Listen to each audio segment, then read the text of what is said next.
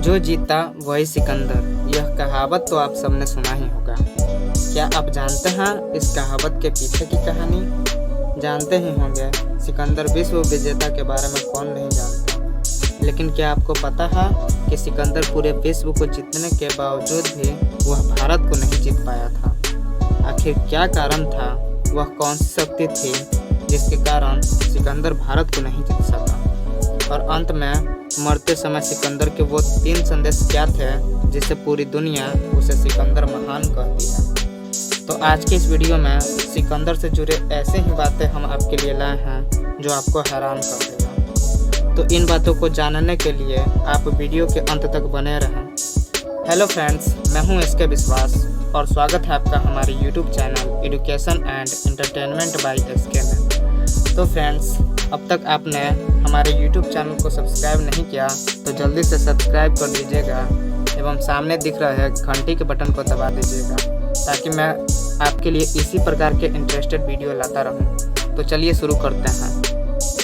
सिकंदर महान उर्फ Alexander the great way हस्ती थे जिन्होंने महज 30 साल के उम्र में उस समय तक के ज्ञात लगभग पूरे विश्व को जीत लिया था।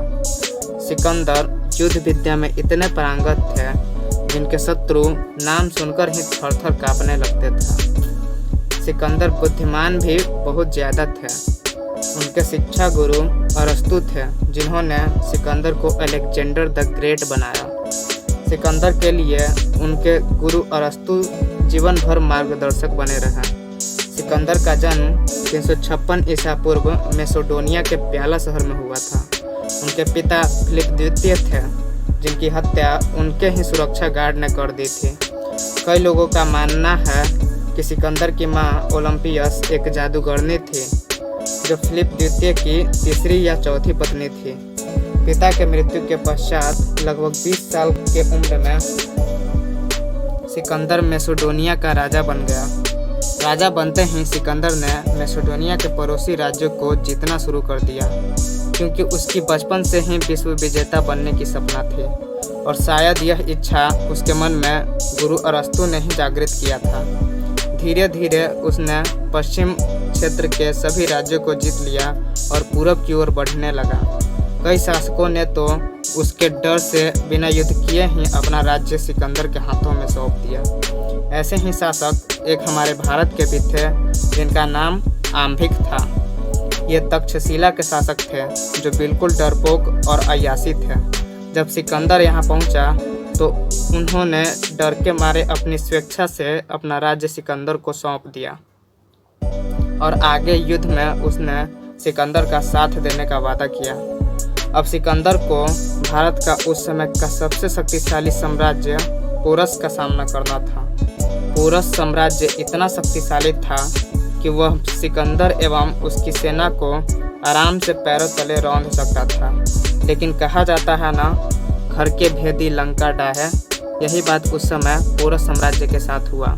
तक्षशिला का शासक आम्भिक सिकंदर को पोरस की सारी गुप्त जानकारियों को बताता गया, जिसके कारण किसी से ना हारने वाला पोरस साम्राज्य भी सिकंदर के सामने घुटने टेक दिया। अब सिकंदर का मनोबल और भी बढ़ गया। अब उसे लगने लगा कि वह जो चाहे वो कर सकता है और तीनों साम्राज्य के शासक आम्भिक, सिकंदर और पूर्व भारत की ओर बढ़ते गए और मगध साम्राज्य को जीतने के लिए पहुंच गए। उन्हें मगध पहुंचने के लिए व्यास नदी को पार करना था। इसी समय तक्षशिला विश्वविद्यालय के महान अर्थशास्त्री चाणक्य समझ चुके थे कि अब पूरा भारत सिकंदर के हाथों में आ जाएगा। इसलिए उन्होंने मगध आकर यहाँ के शासक धनानंद को सिकंदर से सावधान होकर मगध की सुरक्षा के लिए कहा। लेकिन धनानंद एक अय्यासी शासक था। उसने चाणक्य को चोटी पकड़कर बाहर फेंकवा दिया, जिससे चाणक्य की चोटी खुल गई। इसलिए उन्होंने संकल्प लिया कि जब तक धनानंद को मगध साम्राज्य से हटा नहीं देते तब तक वे अपने चोटी को नहीं बांधेंगे। वह वहां से वापस लौट गए और उन्हें अपने शिष्य चंद्रगुप्त मौर्य को सिकंदर से लड़ने के लिए बोले।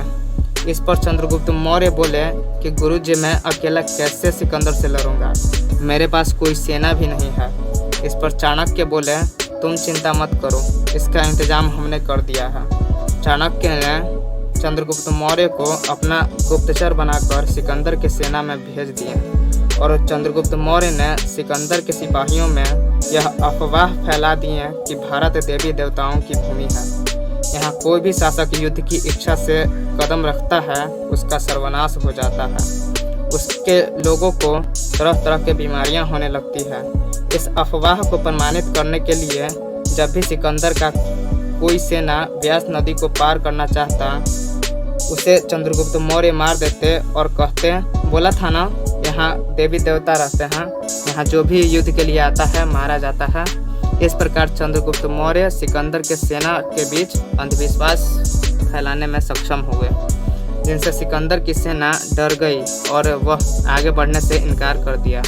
कई लोगों का कहना है कि चंद्रगुप्त मौर्य ने सिकंदर के भोजन में धीरे धीरे जहर मिलाकर उसको बीमार कर दिया, जिसके कारण सिकंदर एवं उसकी सेना व्यास नदी को पार करने से पहले ही लौट गई। इस प्रकार सिकंदर को चंद्रगुप्त मौर्य और चाणक्य ने मिलकर भारत से भगा दिया। चाणक्य की नीति द्वारा धनानंद को भी मगध साम्राज्य को छोड़ना पड़ा और वहां के शासक चंद्रगुप्त मौर्य बन गए। सिकंदर जब वापस लौटे तो लौटते समय लगभग 32 साल की उम्र में उनकी 323 ईसा पूर्व बेबीलोन में मृत्यु हो गई।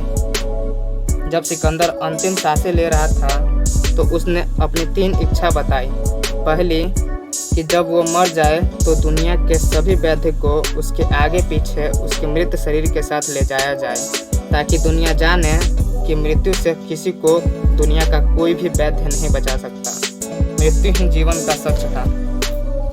जो चीज़ निर्मित हुआ है उसका एक न एक दिन विनाश होना निश्चित था। दूसरी इच्छा यह थी कि उसके द्वारा जीते गए धन संपत्ति को उसके मृत शरीर के ले जाने के मार्ग में बिछाया जाए, ताकि दुनिया यह जाने कि मृत्यु जब आती है तो यह धन संपत्ति कोई काम का नहीं होता, बस यह जीवन का एक मोह माया है।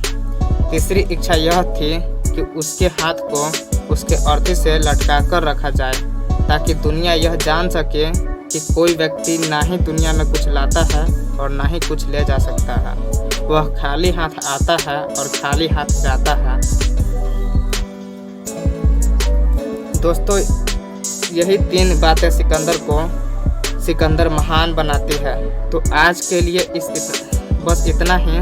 आशा करता हूँ कि आपको यह वीडियो पसंद आई होगी। अगर पसंद होगी तो इसे लाइक कर दीजिएगा और हमारे YouTube चैनल को सब्सक्राइब कर दीजिएगा। और हाँ, दोस्तों के पास शेयर करना मत भूलिएगा।